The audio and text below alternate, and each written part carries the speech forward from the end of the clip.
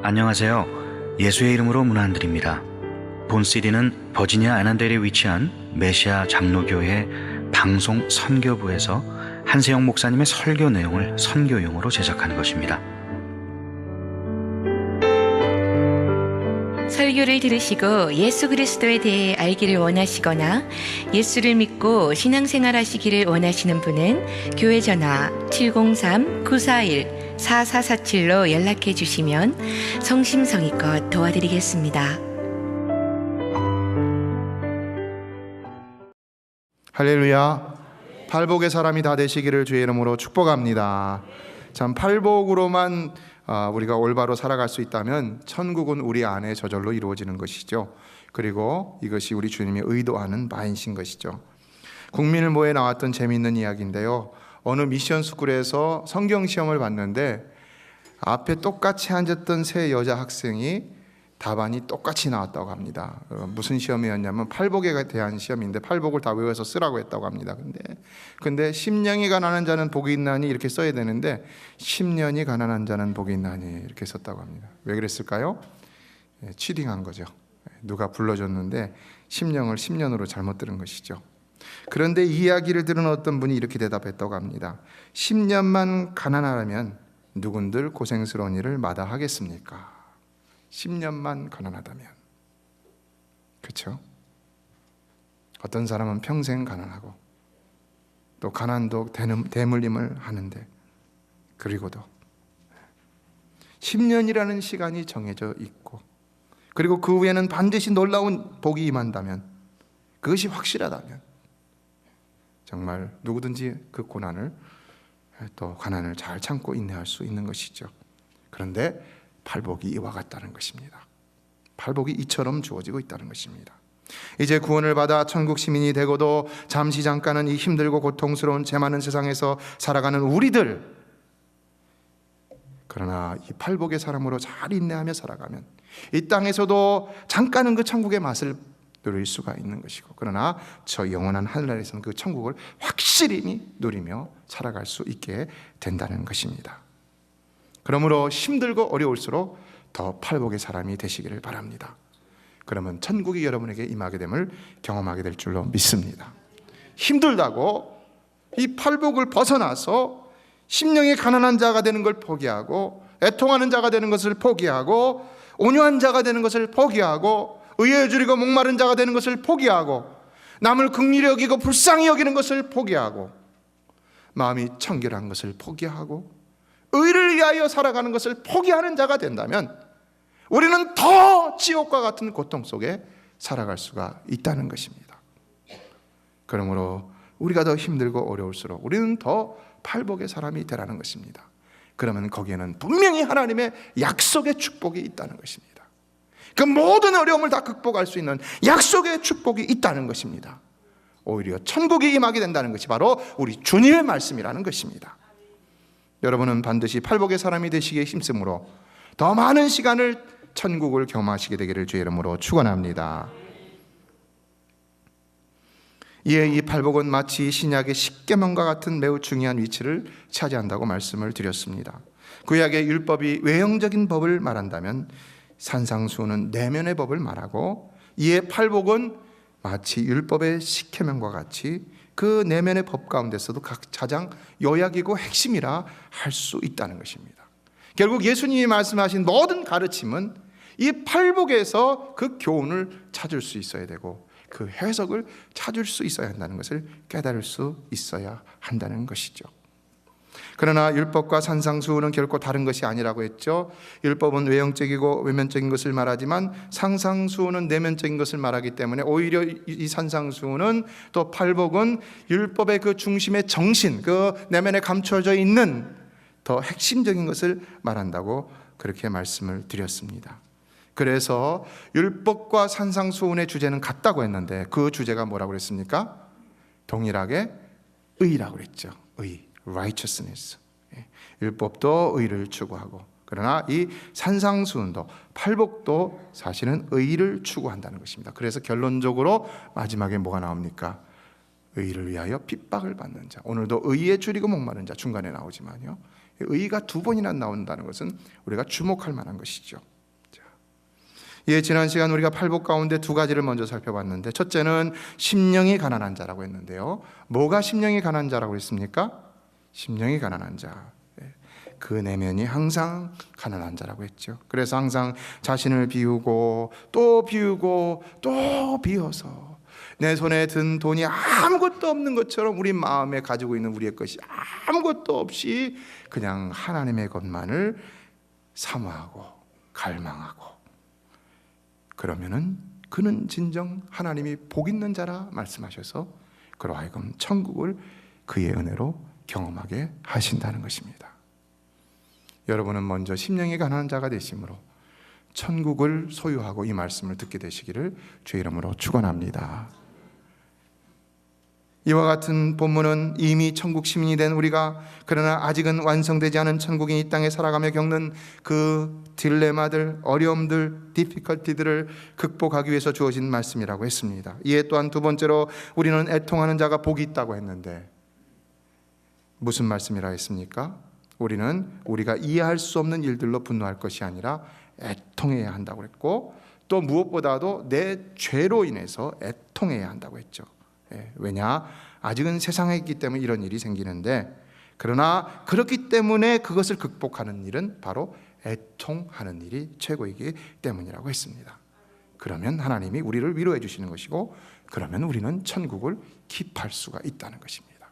심령이 가난함으로 얻은 천국을 지켜낼 수가 있다는 것입니다.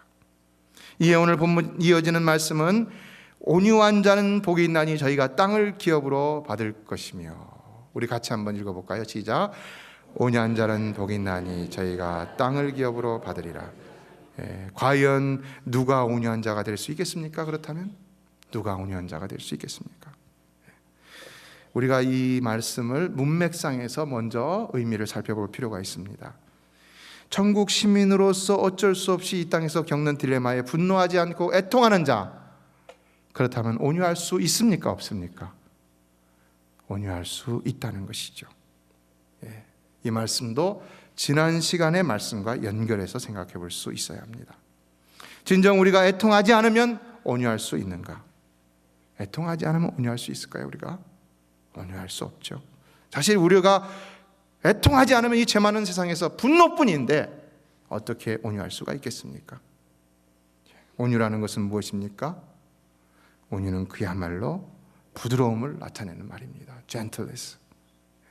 여기에 쓰인 헬라어 단어 프라에이스라는 단어는 구약의 헬라어 번역본인 70인역에도 사용이 됐는데 19번 사용이 되었습니다. 어떤 용도로 사용됐냐면은 억눌리고 속임을 당하고 착취를 당하나 아무것도 할 수 없는 사람을 표현할 때 이 단어가 쓰였습니다. 그렇다면 질문하겠습니다. 구약에서 억누리고 속임을 당하나 또 착취를 당하나 아무것도 할 수 없었던 사람들은 누구였습니까? 구약에서 과부요, 고아요, 나그네였죠. 구약에서 얘기했던 가장 연약한 자의 대표적인 대명사라고 할 수 있는 과부요, 고아요, 나그네였다는 것입니다. 바로 그들을 일컬을 때 이 단어를 썼다는 것입니다. 그렇다면 여기서 말하는 온유라는 것은 무엇임을 알 수가 있는 것입니까? 복수하지 않는 것, 성내지 않는 것, 걸치게 대하지 않는 것. 이에 대해서 어느 주석에서는 이 말을 이렇게 정의했습니다. 온유한 자는 외부로부터 닥치는 억압과 고난에 대하여 거칠게 반발하거나 인간의 힘으로 해결하기 위하여 결사적으로 대항하는 것이 아니라 상대방에 대한 미움과 복수심에서 벗어나서 모든 것을 하나님께 맡기고 영적 평정을 유지하는 자이다. 어떻습니까? 정말 모든 억울함과 불의한 가운데서도 아무것도 하지 않는 사람을 말하고 있다라고 할 수 있는데, 오늘날 누가 이렇게 할 수가 있겠습니까? 과연 이렇게 할 수 있는 시대입니까? 오늘날 개인주의가 만연되어 있습니다. 저도 그렇고 여러분도 그렇고 우리 안에도 개인주의의 그 흔적들이 있다는 것입니다. 아무리 예수를 믿었는데 심령이 가난하면 천국의 백성이 되었는데도 불구하고 우리 안에도 이런 모습이 있는데, 참 억눌리고 불리하게 억울함을 가운데서 과연 우리는 온유할 수 있는가? 영적인 마음의 평정을 누릴 수 있는가? 유지할 수 있는가? 이에 4절과 연결해서 이 말씀을 본다면 우리는 더욱 애통하는 자가 되어야 한다는 것입니다. 이러할수록 더 애통하는 자가 되어야 한다는 것입니다.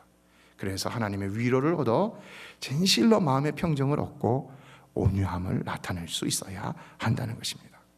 예수님의 경우를 본다면요, 예수님이 화를 내지 않으신 분이 아니시죠. 그렇죠? 마태복음 23장을 보면 자신을 자꾸 괴롭히는 바리새인들과 서기관들을 향해서 뱀들아, 독사의 새끼들아 욕을 하셨습니다. 또 성전에서 장사하는 자들을 향하여서는 노끈으로 채찍을 만들어서는 내어 쫓으시고 돈을 엎으시고 상을 엎으셨습니다. 예수님도 세상의 불합리함과 잘못됨에 대해서는 화를 많이 나타내셨던 것을 볼 수 있습니다. 그렇다면 예수님은 오해한 분이 아니시라고 말씀드릴 수 있는가? 어떻게 생각하십니까? 그렇다면 오늘 본문에서 말하는 온유라는 것은 무엇을 의미한다는 것을 알 수 있는 것입니까? 이 온유는 바로 성품적인 온유를 말하는 것입니다. 성품적인. 그 본질상의 성품이 온유한 사람을 얘기하는 것입니다. 아무 때나 화를 내고 아무 때나 싸우기를 좋아하고 근본적으로 무슨 일이든지 다투고자 하는 자, 이 온유한 것이 아닌 것이죠. 너무 반대되는 것이죠. 예수님은 성품적으로 본질적으로 온유하신 분이었습니다. 그래서 화를 내도 그분에게서는 온유의 품성이 우러났습니다. 오늘날도 마찬가지죠. 정말로 온유한 사람은 화를 내도 온유하다는 것을 볼 수가 있는 것이죠. 정말 예수님이 우리에게 원하시는 것은 이러한 사람이 되라는 것입니다. 성품적으로 온유한 사람이 되라는 것입니다. 과거 옛날 행하던 그 습관들을 다 끊어버리고 벗어버리고 집어 던져버리고 정말로 예수님처럼 성품적으로 온유한 사람이 되라고 말씀하고 있다는 것입니다. 성품적으로. 그러나 또한 다른 한편에서 본다면 예수님은 이 온유함을 위해서 또 그의 생에 많이 우셨다는 것도 생각해 볼 수 있습니다. 많이 우시며 참으시고 많이 우시며 기도하시고 긍휼히 여기시고 자비를 베풀어 주시고, 그래서 누가복음 19장 14절을 보면 41절을 보면 예수님이 예루살렘 성을 보시며 우셨다는 이 말이 직접적으로 나오고 있는 것을 볼 수 있습니다. 결국 그분은 우리를 위해서 십자가를 지시기까지 온갖 고난 가운데 그 모든 속으로는 눈물을 흘리시면서도 모든 고통을 참아내시고 진정 애통하는 자로서 온유함을 드러내셨던 것을 볼 수가 있습니다. 그 상대도 안 되는 대제사장의 하속들의 앞에서도 수치를 당하는 그 붙잡힘 속에서도 온유하실 수 있으셨고, 대제사장에게 끌려가서 침뱉음을 당하고 따기를 맞고 온갖 수치와 모멸을 당할 때에도 온유하실 수 있었고, 로마의 법정에서도 이스라엘 백성들 앞에서도 바라바라는 죄인 중에 괴수와 비교되는 수치를 당하시면서도 채찍에 맞으시고 온갖 모멸과 괴로움을 당하시면서도 벌거벗김을 당하셨어도 십자가에 못 박히심을 당하셨어도 창에 찔리시면서도 거기서 능히 십자가에서 뛰어내려 그분의 전지전능하심을 나타내실 수 있음에도 불구하고 그분은 그 온유함을 포기하지 않으셨다는 것입니다. 온유함을.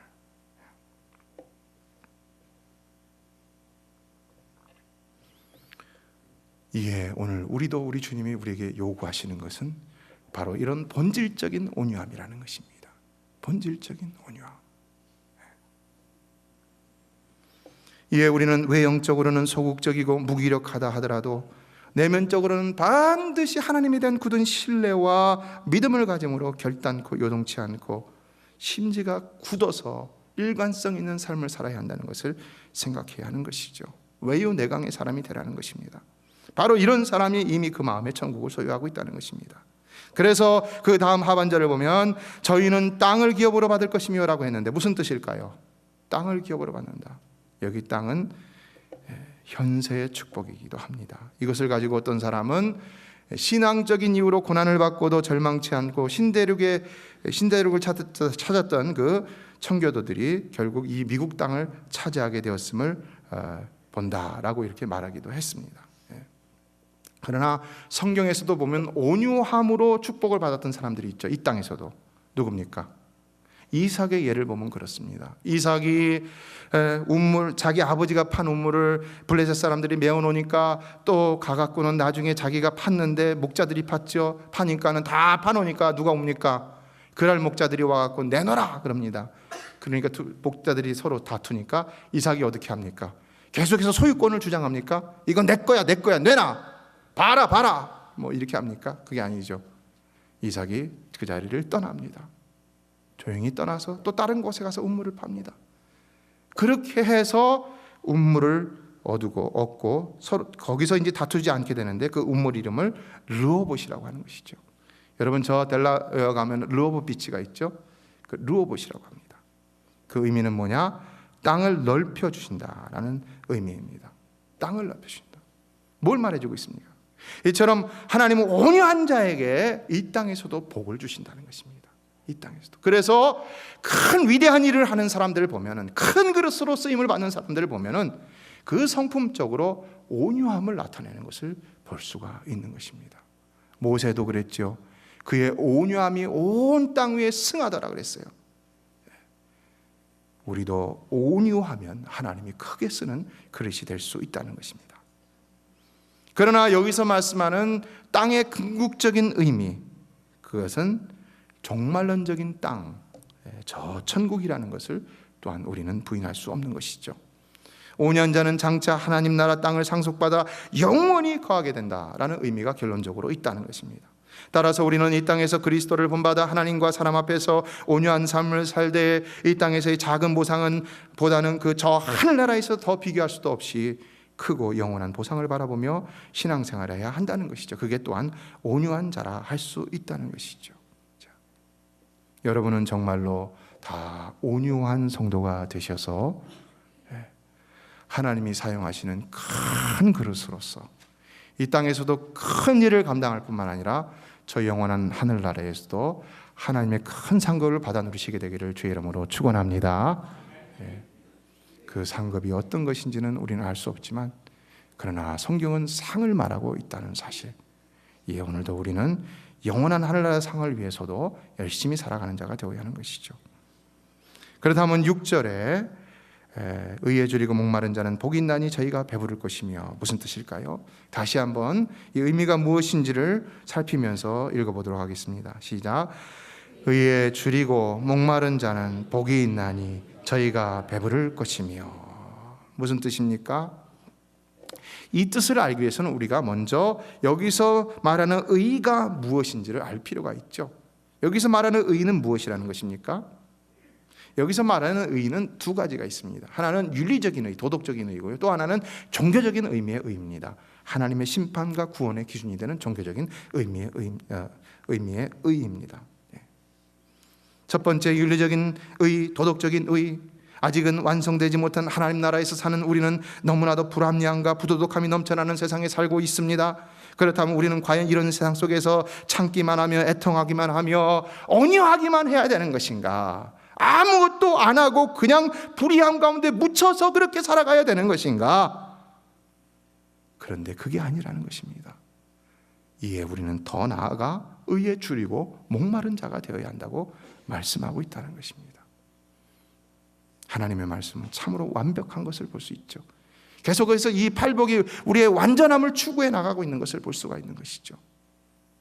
아무리 심령이 가난하고 애통하고 온유해야 한다고 해서 결코 이 세상의 불의함과 타협하라는 것은 아니라는 것입니다.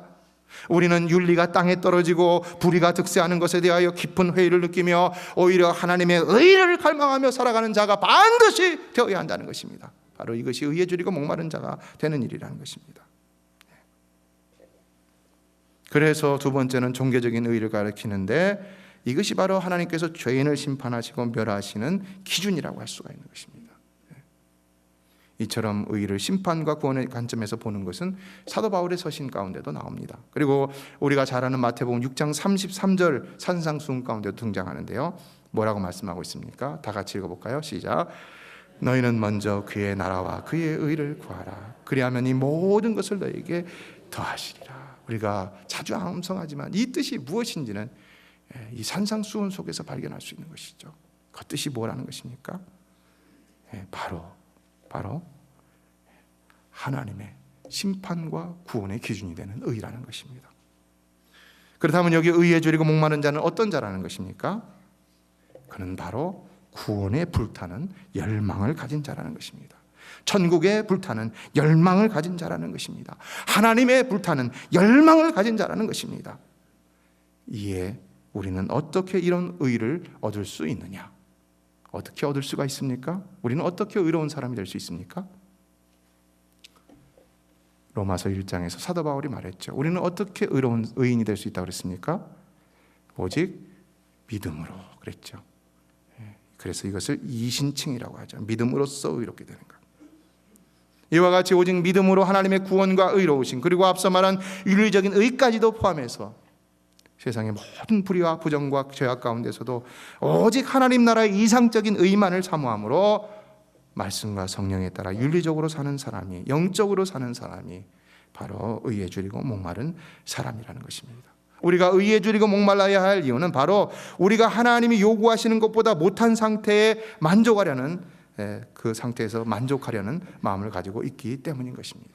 자, 그러나 그러므로 우리가 과연 의에 줄이고 목마른 자가 된다면 우리 하나님은 우리를 배부르게 하신다는 것입니다. 자, 그래서 이와 비슷한 말씀이 에레미야 29장 13절에도 등장하죠. 너희가 전심으로 나를 찾고 찾으면 나를 만나리라. 하나님에 대해서 줄이고 목마른 자는 하나님을 과연 만날 수 있다는 것을 하나님이 약속하시고 있다는 것입니다. 그러므로 우리는 하나님 앞에 나아갈 때마다 줄이고 목마름으로 나아갈 수가 있어야 한다는 것입니다. 줄이고 목마름으로. 과연 하나님은 이렇게 하나님 앞에 나아가고자 하는 자, 하나님을 만나고자 하는 자, 하나님의 뜻대로 살아가고자 몸부림치는 자, 이들에게 하나님을 만나게 해주시고 하나님과 동행하게 하시고 하나님의 뜻대로 살아갈 수 있는 은혜를 베풀어 주신다는 것입니다. 그래서 우리는 불합리함과 이해할 수 없는 상황 가운데서도 오직 하나님만 바라보며 계속해서 의에 줄이고 목마름을 포기하지 않고 살아가야 하는 것입니다. 기억하십시오. 앞에 세 가지 복들 뭡니까? 심령이 가난한 자, 애통하는 자, 온유한 자죠. 이 모든 복들은요, 모두 인간의 필요를 표현하는 것이지만요, 그러나 여기 네 번째 복인 의에 줄이고 목마른 자의 복은요, 우리가 말씀 안에서 가장 복되고 효율적인 삶이 무엇인지를 가리키고 있다는 사실입니다. 그래서 이것만 되면은 하나님은 우리에게 어떤 복도 다 줄 수 있다는 것입니다. 우리가 하나님이 원하는 사람이 된다면 하나님은 실로 우리에게 아무 것이나 다 주실 수 있다는 것입니다. 왜냐하면 우리는 비로소 그때 하나님이 주시는 어떤 것도 의를 위하여 다 감당할 수 있는 사람이 될 수 있기 때문인 것입니다. 그래서 마틴 로이드 목사님은 이렇게 말했습니다. 만일 이 말씀이 당신에게 성경의 모든 말씀 가운데 가장 축복된 말씀으로 느낀다면 당신은 틀림없는 기독교인이라 해도 무방합니다. 그렇지 않다면 당신은 당신의 믿음의 토대를 다시 한번 점검해 보는 것이 타당하다고 생각합니다. 어떻습니까? 그렇다면 여러분은 이 말씀이 성경의 모든 말씀 가운데 정말로 가장 축복된 말씀이라고 그렇게 느끼고 있습니까? 그렇게 믿으십니까? 예. 그러므로 의를 위하여 사십시오. 욕심을 위해 살지 마시고 필요를 위해 살지 마시고 의를 위해 사십시오. 하나님이 채워주실 줄로 믿습니다. 여기 배부를 것이며라는 말씀은요, 하나님께서 의에 줄이고 목마른 자의 영적 욕구를 완전히 해소시켜 주시는 영적 만족을 주신다는 말씀일 뿐만 아니라 우리의 모든 삶의 만족도 허락해 주신다는 의미가 되는 것입니다. 우리가 진정 의로운 사람이 되고 그래서 하나님이 기뻐하는 자가 된다면 하나님 우리 삶에서도 우리가 필요한 대로 얼마든지 공급해 주실 수 있다는 것입니다. 이게 뭡니까? 아까 우리가 읽었던 마태복음 6장 33절이죠. 너희는 먼저 그의 나라와 그의 의를 구하라. 그리하면 이 모든 것 뭡니까? 6장 33절 전에 나오는 모든 필요입니다. 인생의 필요입니다. 먹을 것, 입을 것, 쓸 것, 필요입니다. 다 채워주신다는 것입니다. 먹을 것 달라, 쓸 것 달라, 이렇게 구하라고 하는 것이 성경이 아니라는 것입니다. 먼저 하나님 나라와 의를 구하면 그거를 알아서 주신다는 것이 바로 성경의 말씀이라는 것입니다. 그러나 하나님은 실로 주신다는 것입니다. 왜냐? 그것이 바로 천국의 실체인 것이고 하나님이 궁극적으로 우리에게 원하시는 것은 바로 우리로 천국을 누리게 하시기 위함이기 때문이라는 것입니다. 믿습니까? 하나님이 여러분을 부르신 까닭은 여러분을 천국으로 인도하시기 위함이라는 것을 믿으십니까? 하나님이 여러분을 부르신 까닭은 여러분이 여기서 뭐 고생하고 뭐 다른 거 아닙니다. 여러분이 무슨 뭐 하나님이 여러분 부르신 까닭은 여러분을 이용해 먹고 뭐 그런 게 아닙니다. 여러분은 무슨 봉사를 하게 하고 또 뭐 나가서 남들에게 구제를 하고 선을 베풀고 또 뭐 헌금을 하게 하고 이런 게 궁극적인 목적이 아니라는 것입니다. 하나님이 여러분을 부르신 궁극적인 목적은 바로 여러분으로 천국으로 인도하시기 위해서라는 것입니다. 믿으십니까? 이걸 잊어버리면 신앙생활이 너무 힘든 겁니다. 하나님을 찾는 일이 너무 힘든 것입니다.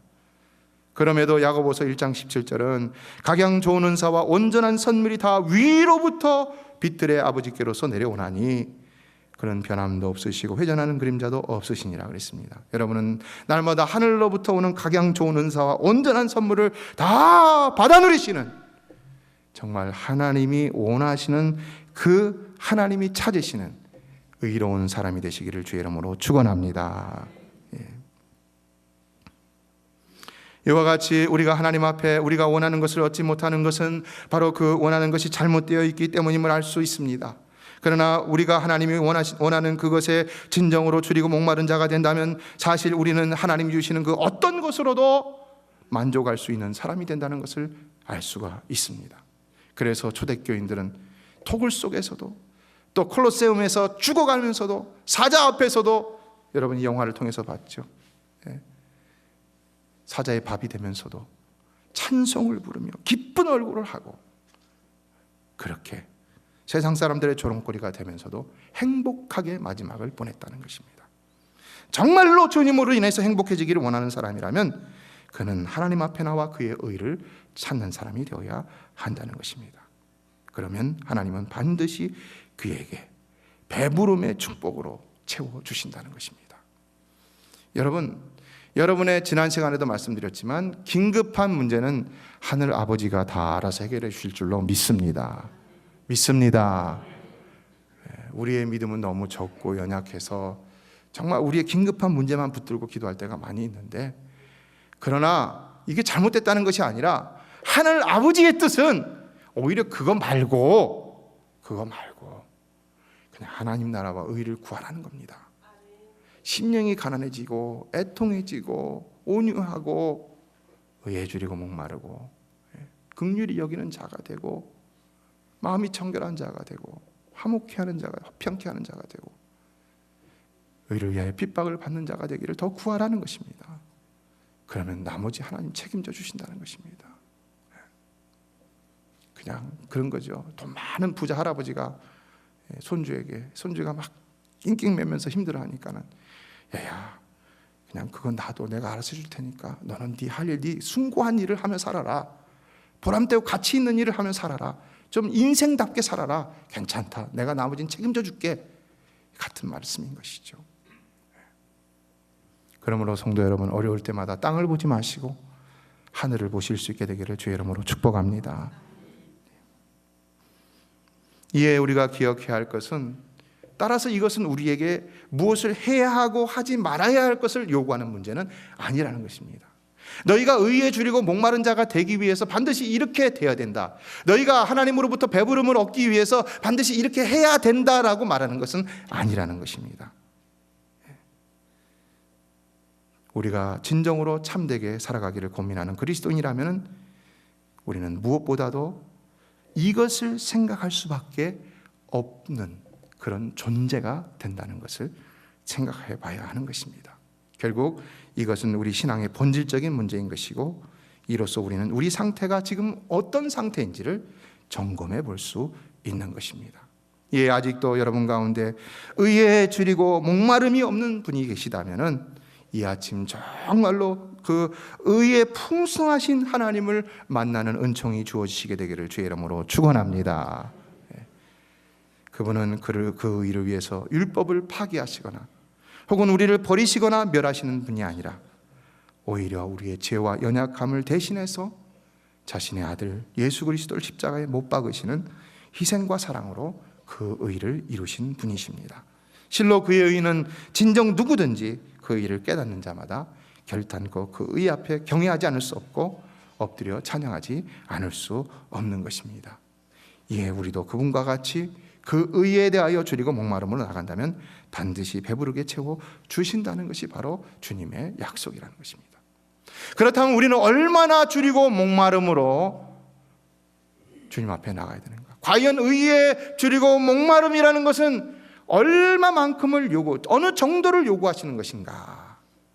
어느 정도를 요구하시는 것 같습니까? 그런데 제임스 보이스 목사님은 이것을 해석하면서 이런 말씀을 인용했습니다. 어느 사람이 전쟁터에서 전쟁을 수행하다가 물병이 바닥에 났는데 그곳이 사막이었다고 합니다. 굉장히 목이 말랐겠죠. 사막에서 물이 없으니까요. 근데 그것을 그 사람이 어떻게 표현했냐면 한번 들어보세요. 머리가 빠개질 것 같았다. 우리 눈은 충혈이 되어 있었으며 불볕 같은 태양빛에 눈앞이 가물가물해지고 있었다. 우리의 혀는 부풀어 오르기 시작했으며 우리의 입술은 검붉게 변하다가 마침내 터져버렸다. 이걸 인용하고 있다는 것입니다. 그러니까 우리가 얼마나 의에 대하여 줄이고 목마라야 한다라는 것입니까? 머리가 빠질 것 같이 눈이 충혈되고 눈앞이 가물가물해지고 입술이 검게 변하다가 터져버릴 것 같이 이처럼 이 정도로 아주 간절한 사모함으로 의에 줄이고 목말라야 한다는 것을 말씀하고 있다는 것이죠. 얼마나 의에 줄이고 목마른 성도가 되고 있습니까? 얼마나 예배 때 나올 때마다 의에 줄이고 목마름으로 주님 앞에 나오고 있습니까?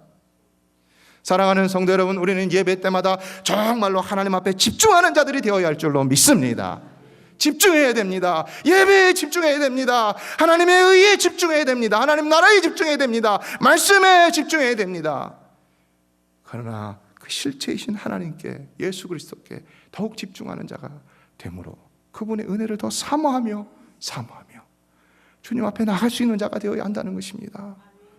분주한 가운데 예배드리지 마십시오. 준비하지 않고 예배드리지 마십시오. 형식으로 나와 예배드리지 마십시오. 성전 뜰만 밟는 자가 되지 마십시오. 예배 구경꾼이 되지 마십시오. 사모함으로 나와 정말로 사모함에 응답하시는 그 하나님의 채우심과 만족하신 가운데 기쁨으로 떠날 수 있는 영적인 사람이 되시기를 주의 이름으로 축원합니다. 중요한 것입니다.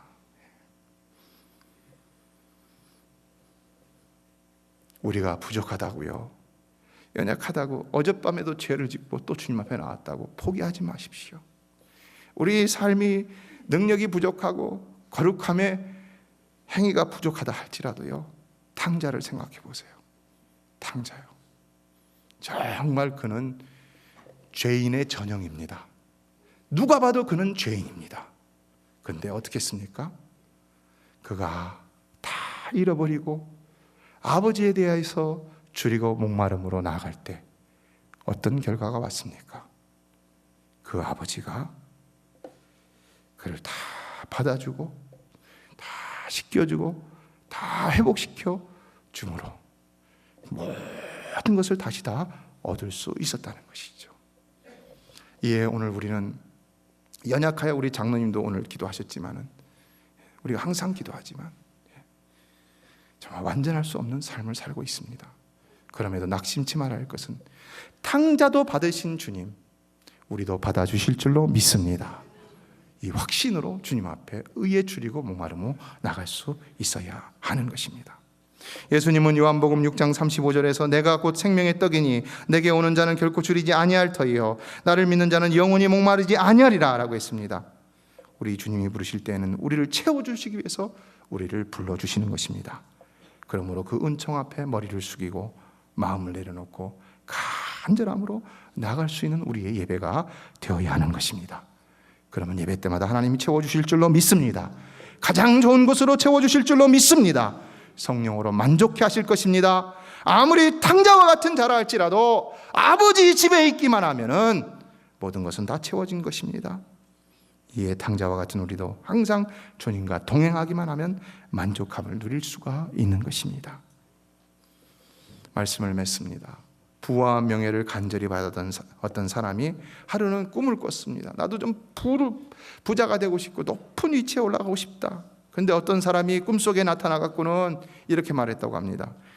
해 뜰녘에 동구바 큰 나무 앞으로 지나가는 수도사가 있을 테니까 그에게 당신이 가진 보물을 주십시오 라고 구해서 그 보물로 행복하게 살아라. 뭐 동쪽으로 가면 귀인을 만나고 뭐 이런 말하고 비슷하죠. 근데 그 사람이 꿈에서 깨어나갖고는 진짜로 꿈대로 동구 밖으로 큰 나무 밑에 가갖고 기다렸더니 수도사가 왔다는 것입니다. 그리고 너무 기쁜 마음에 이 꿈이 생시가 되니까 달려갖고는 다른 것들도 다 이루어질 것이라 믿고 당신이 가지고 있는 그 보물을 제게 주실 수 없습니까? 주세요 라고 했더니 이 수도사가 정말 꿈대로 가방에서 보물을 꺼내갖고 그에게 다 줘버렸다는 것입니다. 어떻게 된 겁니까? 꿈이 이루어진 거죠.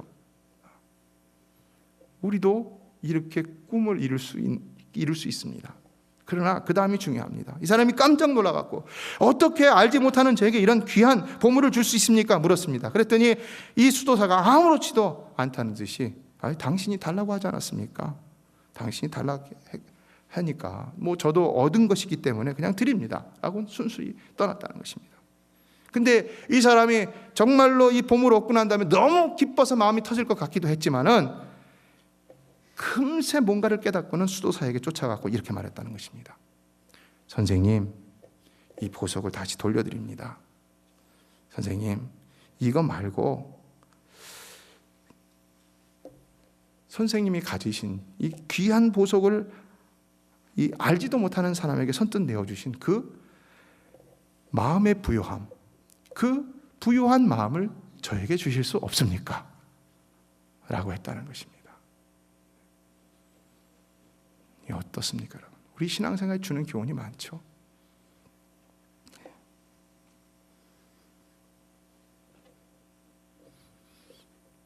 이 꿈꾸는 자와 같은 삶을 살아가고 있지는 않습니까? 여전히 꿈꾸고 있습니다. 그리고 아직 꿈이 현실이 되지 않은 상황 속에서 꿈만 꾸고 있지는 않습니까? 우리 삶은, 우리 신앙은 이걸 넘어설 수 있어야 한다는 것입니다. 이걸 넘어서서 제 말이 아니라 성경이 그렇다는 것입니다. 이걸 넘어서서 더 부유한 마음으로 더 놀라운 부자가 되기를 원할 수 있어야 한다는 것입니다. 인생이 많은 것을 가진다고 만족한 것은 아니라는 것을 우리는 다 잘 알고 있습니다. 더 큰 문제는 마음이라는 것도 잘 알고 있습니다. 마음의 만족이 없으면 온 세상을 다 가진다 해도 결코 행복하지 않다는 사실입니다. 인간의 만족은요, 끝이 없는 것입니다. 그러므로 욕심에 줄이고 목마른 자가 아니라 의에 줄이고 목마른 자가 되라는 것입니다. 그러면은 진정한 부자가 될 수 있다는 것입니다. 영적인 졸부가 되지 마십시오. 참된 재벌이 되시기를 주의 이름으로 축원합니다. 그러므로 의에 줄이고 목마름으로 한 주간도 이것을 놓고 또 나머지 여러분의 여생들도 이렇게 살기 위해서 더욱더 신앙의 경주를 계속하시게 되기를 주의 이름으로 축원합니다. 메시아 장로교회는 아난데일 236 리틀 리버 턴파이크 선상에 있으며 디자인 안경과 알라딘 서점 옆에 있습니다. 주소는 4313번 마크햄 스트리트, 애난데일, 버지니아 22003입니다. 성경은 주 예수를 믿어라. 그리하면 너와 내 집이 구원을 얻으리라 하셨습니다. 이 CD를 들으시는 분께서 예수를 믿지 않으셨다면 꼭 예수를 믿고 죄악된 세상에서 구원을 받을 수 있도록 기도하겠습니다.